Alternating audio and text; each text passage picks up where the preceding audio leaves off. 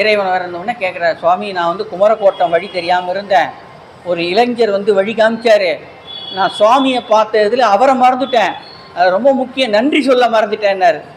அதான் சொல்லிட்டேன்னார். அவர் முருகனே கூட்டின்னு வந்துட்டார். முருகனே கூட்டின்னு வந்து பாம்பன் சுவாமிகளுக்கு அந்த கோயிலை காட்டியிருக்கார். அப்படிப்பட்ட இடம்தான் குமரக்கோட்டம். நீங்கள் காஞ்சிபுரம் போனால் கண்டிப்பாக பாருங்கள், முருகன் வந்த இடம்.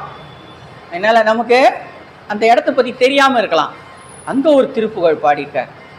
அறிவிலா பித்தர் உந்தன் அடிதொழா கெட்ட வஞ்சர் அசரப்பேய் கத்தர் நன்றி அறியாத அவலமே சொற்கள் கொண்டு கவிகளாக்கி புகழ்ந்து அவரை வாழ்த்தி திரிந்து பொருள் தேடி சிறிது கூட்டி கொணர்ந்து தெருவுலாத்தி திரிந்து தெருவை மார்க்குச் சொரிந்து அவமேயான் தெரியும் மார்க்கத்து எந்தை அதனை மாற்றி பறிந்து தெளியும் மோட்சத்தை என்று அருள்வாயே. பாடலுடைய முதல் பகுதி. இறைவர் மாற்றற்ற செம்பொன் வடிவம் வேற்று பிரிந்து இடவமேல் கட்சி வந்து உமையால் தன் இருளை நோக்கி தழைந்து அருளை நோக்கி குடைந்த இறைவர் கேட்க தகுந்த சொல் உடையோனே குறவர் கூட்டத்தில் வந்து கிழவனாய் புக்கு நின்று குருவியோட்டி தெரிந்த தவமானை குணமதாக்கிச் சிறந்த வடிவு காட்டி புணர்ந்த குமரக்கோட்டத்தில் அமர்ந்த பெருமாளே. அப்போ எந்த இடத்துல பாடியிருக்காரு? குமரக்கோட்டன்ற இடத்துல பாடியிருக்கார். ஒவ்வொரு கோயிலை பற்றியும் பாடும்போது எந்த கோயில்னு சொல்லிடுவார். சுவாமி மலைனா சுவாமி மலையை சொல்வார், திருவண்ணாமலைனா முடிக்கும்போது பெருமாளையும் தான் முடிப்பார் பெரும்பாலும். ஒரு அன்பர் கேட்டார், என்ன சார் நீங்கள் திருப்புகழ் சொல்கிறீங்க, ஆனால் பெருமாளே பெருமாளேங்கிறாரு, அப்போ அவர் பெருமாளை சொல்கிறாரா இல்லை முருகன் சொல்கிறாரா? ஏன்னா நமக்கு பெருமாள்னா அவரை தான் தெரியும். பெருமாளே அப்படின்னா பெருமை மிகுந்தவரே அப்படின்னு அர்த்தம். அப்படி அந்த அர்த்தத்தில் தான் திருப்புகழ்ல பெருமாளே அப்படின்னு சொல்லியிருக்காரு. பல இடங்களில் பெருமாளேன்னு தான் வரும், சில இடங்களில் தம்பிரானேன்னு வரும். ஆனால் நமக்கு பெருமாளேன்னு சொன்னால் புரியும், திருப்புகழ் முடிஞ்சு போச்சுன்னு தெரியும். பஸ்ஸு கடைசியில் நிற்கும்போது அதான் சார் கடைசி ஸ்டாப்பிங் மாதிரி பெருமாளே வந்தால் பாட்டு முடிஞ்சு போச்சுன்னு அர்த்தம். ஆனால் இந்த பாடல்லாம் காஞ்சிபுரத்தில் 44 பாடலும் ரொம்ப கஷ்டம். அதில் ரொம்ப எளிமையான பாடல் தான் இது. இதுவே தகராறு. இப்போ நான் சொன்ன பாட்டே புரிஞ்சுதான்னு எனக்கு தெரியாது. ஏன்னா இது வழக்கமாக பாடுற மாதிரி இல்லை, எல்லாம் வல்லினம். ஏதாவது புரியுதா பாருங்க. அறிவிலா பித்தர் உந்தன் அடிதொழா கெட்ட வஞ்சர் அசடப்பே கத்த நன்றி அறியாத அவலமே சொற்கள் கொண்டு கவிகளாக்கி புகழ்ந்து அவரை வாழ்த்தி திரிந்து பொருள் தேடி சிறிது கூட்டி கொணர்ந்து தெருவுலாத்தி திரிந்து தெருவை மார்க்குச் சொரிந்து அவமேயான் தெரியும் மார்க்கத்து எந்தை அதனை மாற்றி பறிந்து தெளியும் மோட்சத்தை என்று அருள்வாயே. கடைசி வரைக்கும் ஒன்றுமே புரியாது. அப்போது பொருள் தெரியணும். சொல்லிய பாட்டின் பொருள் உணர்ந்து சொல்லுவார். பாடல் தெரியுது, பொருள் தெரியல. அபிராமி எந்தாயில சொல்லும் பொருளும் உடனாயி அப்படிங்குவார். அம்பாள் வந்து சொல்லாக இருக்கிறாள், பொருளாக இறைவன் இருக்கிறாராம். உடலாக அம்பாள் இருக்கிறாள், உயிராக சிவம் இருக்கிறது. எவ்வளவோ பாடல் படிக்கிறோம், ஆனால் அர்த்தம் தெரியாது. திருவாசகம் படிக்கும்போது ரொம்ப ஈஸியாக இருக்கும், ஆனால் பொருளே தெரியாது. திருப்புகழ் படிக்கும்போதே கஷ்டமாக இருக்குது. மற்றதெல்லாம் பரவாயில்ல, இது படித்தாலே புரிய மாட்டேங்குது சார்னா அந்த வார்த்தைகள். காஞ்சிபுரத்தில் அந்த காலத்தில் நிறைய அறிஞர்கள்லாம் இருந்தாங்களாம். ஸோ அந்த ஸ்டாண்டர்டுக்கு பாடியிருக்காரு. நம்ம பாட்டு யாருக்கு? ஹை லெவலுக்கு. அதனால் எல்லா பாடலும் கஷ்டமாக தான் இருக்கும். காஞ்சிபுரத்தில் ஒன்று கூட ஈஸியாகவே இருக்காது. அதில் ஒரு திருப்புகழ் வாரியார் சொல்கிறாரு, இதை தயவுசெய்து நீங்கள் படிக்கணும்னு நினச்சா படிங்க, ஆனால் பல்லு உடஞ்சிரும், அதை பார்த்துங்கன்ட்டு வர. அந்த மாதிரி வார்த்தைகளை மாற்றி மாற்றி போட்டு இது தமிழ் தானா? நான் நிறைய இடங்களில் திருப்புகழ் பேசும்போது சார் இது உண்மையிலேயே திருப்புகழ் தானான்னு கேட்பார். ஏன்னா அவங்க அதை கேட்டே இருக்க மாட்டாங்க. கேட்காதனால இது திருப்புகழ் தானா அப்படின்னா நமக்கு தெரிந்த பாடல் தான் தெரியும், தெரியாத பாடல் நிறைய இருக்குது. அதிகமாக பாடியது பழனி, 97 பாடல் பாடியிருக்கார். மற்றதெல்லாம் ஓரளவுக்கு 18, 20, 34. சுவாமி மலையில் 34 பாடல், காஞ்சிபுரத்தில் 44 பாடல் பாடியிருக்கார். இதில் என்ன சொல்கிறாரு, நமக்கு அறிவு வருது, படிக்கிறதுனால அறிவு வருது, இல்லை ஒரு தொழில் செய்கிறதுனால அறிவு வருது. அதான் அனுபவ அறிவுன்னு பேர். படித்தாலும் இந்த உலகத்தில் வாழலாம், படிக்கலைனாலும் தொழில் செய்து வாழலாம். ரெண்டுக்கும் உடம்பு தேவை. அப்படி நிறைய தமிழ் நூல்களை கற்று இறைவனை வழிபாடு செய்யாமல் இன்றிருந்து நாளை வாழக்கூடிய மனிதர்களை புகழ்ந்து பாடுபவர்கள். இப்போ இறைவனை பாடினா சுந்தரமூர்த்தி சுவாமிகள் சொல்கிறாங்க, பொய்மையாளரை பாடாதே எந்தை புகழூர் பாடு. எங்கள் சுவாமி நிஜமானவர். மற்றவங்கெல்லாம் பொய்மையாளர்கள். இன்று இருப்பார்கள், நாளை மறைந்து விடுவார்கள். நமக்கு தோற்றம் மறைவுன்னு ஒன்று இருக்குது. இறைவனுக்கு கிடையாது. பிறப்பும் கிடையாது, இறப்பும் கிடையாது. இன்பமும் துன்பமும் இல்லானே உள்ளானே அப்படின்ட்டார். அப்போ என்ன பண்ணுறாங்க, அந்த காலத்தில் படித்த தமிழ் புலவர்கள் நன்றாக தமிழை படித்து யாராவது பெரிய செல்வந்தர்களிடத்தில் போய் அவரை புகழ்ந்து பாடுவாங்க. அவர் நல்ல மனசு இருந்ததுன்னா பணம் கொடுப்பார். அதை வாங்கிட்டு இன்னொரு இடத்துக்கு போவாங்க. இவ்வளோ தான் செய்ய முடியும். மற்றபடி இந்த காலேஜெலாம் வச்சுலாம் பாடம் நடத்த முடியாது. அவங்களுக்கு தெரிஞ்ச தமிழ் என்ன பண்ணுவாங்க, நல்ல தமிழ் தெரிஞ்ச செல்வந்தர்கள் அவங்ககிட்ட போய் நீங்கள் தான் சூரியன்டுவா. என்ன சூரியன்றீங்களே சார்? சூரியன் 6 மணிக்கு மறைஞ்சிடும் சார். 6 மணிக்கு அப்புறம் வந்தாலும் நீங்கள் தரீங்களே, நீங்கள் தானே சூரியன்டுவான். கொஞ்சம் ஐஸ் தான். சூரியனுக்கு நிகராக மனிதனை சொல்லவே முடியாதுன்னு கேட்டால் சூரியன் கிட்ட போனதாகவே வரலாறு கிடையாது. ஐஸ் வைக்கிறது. ஒருத்தர் அது மாதிரி தான் என்ன பண்ணார், ஒரு பெரிய செல்வந்தர்கிட்ட போய் எடா கூடமாக புகழ்ந்து, சார் உங்களை மாதிரி உங்களை நம்பி வந்தால் யாரும் வெறும் கையோடு போனதாக நான் கேள்விப்படல. அப்படியா? உங்களுக்கு 100 ரூபா தரேன்ட்டார். அந்த காலத்தில் 100 ரூபாங்கிறது பெரிய அமௌண்ட்டு. இப்போ 100 ரூபாங்கிறது அமௌண்ட்டே கிடையாது. அது வேறு விஷயம். அமௌண்ட் இல்லை, சில்லறையே போயிடுச்சு. சார் சில்லறையாக ஒரு 100 ரூபா தரீங்களான்றாங்க. ஏன்னா அந்த காலத்தில் 100 ரூபா பார்க்காதவங்களுக்கெல்லாம் என்ன பண்ணுவாங்க, பெரிய பெரிய பணக்காரன் வீட்டில் 100 ரூபாயை ஃப்ரேம் பண்ணி மாட்டிருப்பாங்களாம் வீட்டில் ஹாலில். யாராவது கிராமத்துலேருந்து வந்தால் அவங்களுக்கு அவங்க அப்பா காட்டுவார், இதான்ப்பா 100 ரூபா நோட்டு அப்படின்வார். அவன் வாழ்நாளில் 100 ரூபா நோட்டை சம்பாதிக்கவே முடியாதான். ஏன்னா வருமானம் ரொம்ப குறைச்சலாக இருக்கும். நாளாக நாளாக அந்த 100 ரூபா நோட்டு தாத்தா காலத்துலேருந்து பேரங்கார வரைக்கும் அங்கே இருக்குது. அப்போ பேரை தாத்தாவை கேட்குறேன், ஏன்ப்பா தாத்தா உங்கள் காலத்தில் 100 ரூபா பெரிய விஷயம், அதனால் நீங்கள் ஃப்ரேம் போட்டு மாட்டிருக்கீங்க. இப்போ 100 ரூபாய்க்கு வேல்யூ கிடையாதே, எதுக்கு எடுத்துட வேண்டியதானே அப்படின்னா. தம்பி 100 ரூபாய்க்கு வேல்யூ கிடையாது, ஆனால் ஃப்ரேம் போட்டுக்குள்ள வெள்ளி அது விலை ஜாஸ்தி. இப்போ தங்கம் ஏறும்போதே தங்கச்சி மாதிரி இதுவும் விலை ஏறிடும். வெள்ளி ஃப்ரேம் இருக்குது பேர், அது 1000 கணக்கில் போகுது. ஏன்னா அதுக்காவது 100 ரூபா நோட்டு பத்திரமா இருக்கும். இவர் முதல்ல அந்த பணக்காரனை பாடினவுடனே சொன்னார், நான் 100 ரூபா தரேன்ட்டார். கிட்டத்தட்ட 1 வருஷத்துக்கு ஃபைனான்ஸ் ப்ராப்ளமே கிடையாது. 100 ரூபா இருந்தால் 1 வருஷம் ஓட்டிடலாம். அடுத்து அவர் இன்னும் கொஞ்சம் இந்திரன் சந்திரன் வந்த உடனே அவர் பணக்காரர் சொன்னார், நான் 200 தருகிறேன்னார். அடரா, நம்ம சொல்ல இவர் கொடுத்துனே இருக்கிறார், விடக்கூடாது சொல்லி இன்னும் கொஞ்சம் அதிகப்படியாக அவர் புகழ்ந்தார். நான் 300 தருகிறேன்னார். இன்னும் கொஞ்சம் புகழ்ந்து சொன்னார், நான் 400 தருகிறேன்னார். போரும் சார், இதுக்கு மேலே நான் தாங்க மாட்டேன், ஹார்ட் அட்டாக் வந்துடும், அதனால் கொடுங்க, நான் கிளம்புறேன். இருங்க, வெறுமையாக கொடுக்க முடியும்?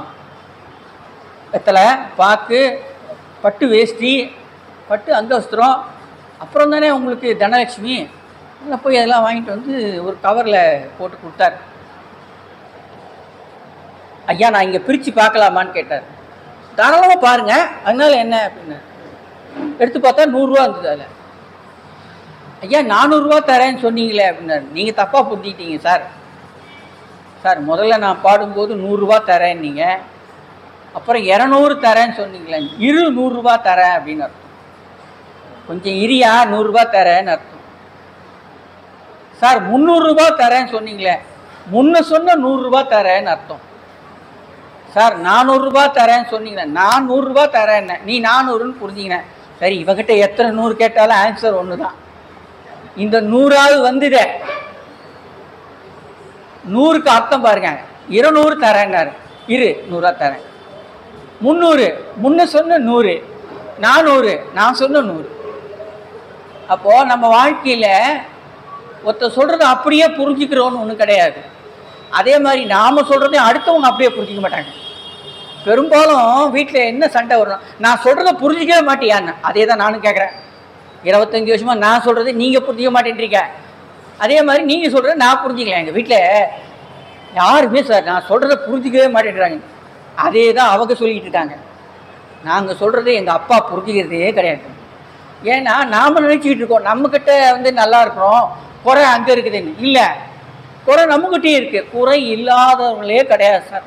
குறை இல்லாத ஒரே ஆள் தெரியுமா? இறைவன் தான். அதனால தான் மணிவாசகன் குறைவிலா நிறைவே போதிலா அமுதே. அதனால தான் அங்கே போய் குறைய சொல்கிறோம். யார்கிட்ட குறை சொல்லணும்னா, யார்கிட்ட குறை இல்லையோ அவங்ககிட்ட போய் குறையணும். அவனே சாப்பாட்டு கஷ்டப்படுறான், அவங்ககிட்ட போய் 100 ரூபா கடைக்கிட்ட கொடுப்பான். அவனுக்கே சாப்பாட்டுக்கு வழி இல்லை, அதனால குறை கிடையாது அவர்கிட்ட. ஏரி நினைந்தனைய செல்வம் கண்டாய். ஒரு ஏரி நிறைய செல்வம் வச்சிருக்காராம் சுவாமி. சங்கநிதி பதுமநிதின்னு வச்சிருக்கார். தேவாரத்தில் வருது சார். சங்கம்னா தாமரை போல ஒரு பாத்திரம், அப்புறம் சங்கு போல ஒரு பாத்திரம். இதெல்லாம் எடுக்க எடுக்க குறையாது. ஞானசம்பந்தருடைய திருவாடுதுறை தேவாரத்தில் வரும். அவங்க அப்பா வேள்வி செய்யறதுக்காக ஞானசம்பந்தர்கிட்ட பணம் கேட்பார். இந்த மாதிரி வேள்வி செய்யணும், நீ சிவபெருமான்கிட்ட வந்து பாட்டு பாடி எனக்கு பணம் வாங்கி கொடுன்னு கேட்பார். அவரும் ஒரு பாடல் பாடுவார். ஒரு பூதம் வந்து ஒரு கேரி பேக் கொடுத்துரும். அந்த பேக்கில் 1000 பொற்காசுகள் இருக்கும். எவ்வளோ எடுத்தாலும் குறையாது. ஒரு பொற்காசுங்கிறது ஒரு சவரன் 8 கிராம். அப்போ 1000 பொற்காசுன்னா எவ்வளோ? 8000 கிராம். இப்போ அந்த பையில 1000 பொற்காசு இருக்குது. ஒரு 100 காசு எடுத்துட்டா அதில் 900 இருக்கணும், ஆனால் திருப்பி 1000 தான் இருக்கும். சரி, 500 எடுத்துட்டீங்க, 500 தானே இருக்கணும், 1000 இருக்கும். அந்த மாதிரி ஒரு கேரி பேக்கை ஞானசமுந்தர் கொடுத்தாரு. நமக்கெல்லாம் ஒரு பேக் கொடுத்தா வேணாம் நான் சொல்லிட்டு போகிறோம். இந்த கல்யாணத்துக்கு போகும்போது வெத்தலை பேக் கொடுக்கல, அது மாதிரி ஒன்று கொடுத்தாருன்னா என்ன சார் வேணான்னு சொல்லிடுவோம். முருகப்பெருமான் என்னென்னா செல்வமும் கொடுப்பாரு, முக்தியும் கொடுப்பார். அதனால தான் இகபர சௌபாகியம் அருள்வாயே. நான் இங்கேயும் நல்லா இருப்பேன், அங்கேயும் நல்லா இருப்பேன். இங்கே நல்லா இருந்தாலே போகிறோம், அங்கே நல்லா இருக்குது அப்புறம் பார்த்துக்கலாம். சார் சொந்த வீடு கட்டினா நல்லா இருக்கும், முதல்ல இங்கேருந்து வெளியே போகிற வழியை பாரியா, வாடகையே கொடுக்க முடியல, செல்வம் வீட்டுக்கு போயிடு நீ அப்படின்னா முதல்ல இங்கே இருக்கிறதுக்கு என்ன வழி? அப்போ யாரை பிடிக்கணும், யாரை வழிபாடு செய்யணும்? ஒரு தெய்வத்தை எடுத்துக்கொண்டு தொடர்ந்து வழிபாடு செய்யும் போது, வீட்டிலேயே நீங்கள் ஒரு படத்தை வச்சு வழிபாடு செய்யும் போது 12 வருஷம் தொடர்ந்து வழிபாடு செய்தால் அந்த படத்துக்கு உயிர் வந்துவிடும். அந்த படம் உங்களோட பேசும். எங்கள் வீட்டில் முருகப்பெருமான் தான் இருக்கார். அதுவும் இந்த சென்னையில் தான் கிடைக்கும், இங்கே தான் கிடைக்கும் அந்த படம். பழமையான முருகன் நின்ற கோலத்தில் இருப்பார், வேறு எங்கேயுமே கிடைக்காது, இங்கே தான் கிடைக்கும். அந்த படத்தை நான் தினந்தோறும் வந்து வழிபாடு செய்யும். தினம் இரவு உறங்க போவதற்கு முன்னாலே ஒரு திருப்புகழ் சொல்லிட்டு தான் தூங்குவோம் நாங்கள். அது வாரியார் சுவாமிகள் இதில் சொல்கிறார், நீங்கள் எதை விரும்புகிறீங்களோ அதை தினம் சொல்லுங்கள் அப்படின்னார். நான் சுவாமிமலை திருப்புகழ் சொல்லிடுவேன், அப்புறம் படுத்துருவோம். ஒரு நாள் விடியற்காலை 3 மணிக்கு யாரோ என்னை தட்டி எழுப்புறாங்க. அந்த அறத்தூக்கத்திலேயே நான் பார்க்குறேன். நல்லா அடித்த பிறகு தான் தெரியுது முருகன் வந்து கூப்பிட்றாரு, வள்ளி தெய்வையானுடைய காட்சி கொடுக்குறாரு.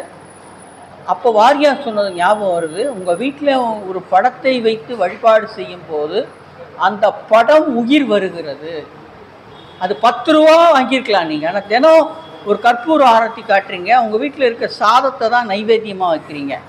எல்லா நாளும் சக்கரை பொங்கல் செய்ய முடியாது. ஒரு சாதம் பண்ணும்போது வச்சுட்டு இந்த மாதிரி எனக்கு குலதெய்வமாக இருந்து என்னை வழி நடத்த வேண்டும் போது அந்த படம் உயிர் பெறும்.